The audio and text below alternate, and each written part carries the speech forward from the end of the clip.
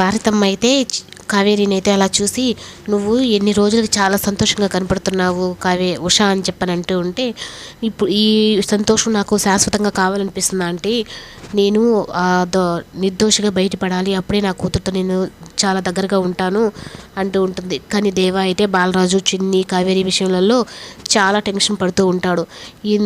ఈ లోపలైతే ప్రమీల అయితే వచ్చి, ఏంటి బామర్ది గారు మీరు ఏదో టెన్షన్ పడుతున్నారంటే, ఆఫీసు పని మీద కొటేషన్ వేసాను, ప్రాజెక్ట్ వస్తుందా లేదంటే, ఇప్పుడు నా నోటితో అంటున్నాను ప్రాజెక్ట్ మీకే వస్తుంది, ఆ ప్రాజెక్ట్ కానీ వచ్చింది అంటే మీరు నాకు కొంకిలు తీసేయాలి అని చెప్పని అంటే, లేదు కొంకిలే కాదు, ఆ ప్రాజెక్ట్ కానీ వచ్చిందంటే మీ నడుకు వడ్డానమే చేపిస్తాను అంటాడు.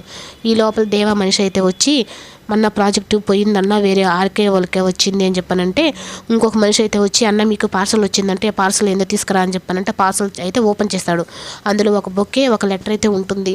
అప్పుడు నువ్వు ప్రాజెక్టు పోయిందని టెన్షన్ పడుతున్నావా దేవా, నేనే చేశాను దాన్ని అని చెప్పని అయితే పంపిస్తారు. ఎవరు వీళ్ళు ఎందుకు ఇలా ఆడుకుంటున్నారు అంటే, నేను చేసిన పాపం అంటే దేవా బాలరాజు అయితే వాడికి రాసేది రాదు, అయినా ఎవరై ఉంటారు అని చెప్పనని చాలా టెన్షన్ పడుతూ ఉంటే ఆ పేపర్ని అయితే చించేసి పడేస్తుంటాడు.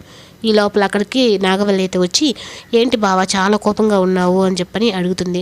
అప్పుడు ఏం లేదు, ప్రాజెక్ట్ పోయిందిలే దానివల్ల అని చెప్పంటే, నా దగ్గర ఏదో దాస్తున్నట్టున్నావు బావా, నువ్వు అదేందో నాకు చెప్పు, నేను సాల్వ్ చేస్తాను అంటే, అది నువ్వు సాల్వ్ చేసేది లేదు కాదులే, అది నాదే తేల్చుకోవాల్సింది, ఆఫీస్ వర్కే కదా అని చెప్పని అంటాడు. అప్పుడు దేవ అయితే, ఈ లెటర్లు రాసేవాడు ఎవరన్నా ముందు కనిపెట్టి వాడిని చంపేయాలి, అప్పుడే నేను మనశ్శాంతిగా ఉండగలుగుతాను అంటే, ఇదంతా అలా దేవ ప్రవర్తిస్తుందంతా నాగవల్లి చూస్తూ ఉంటుంది.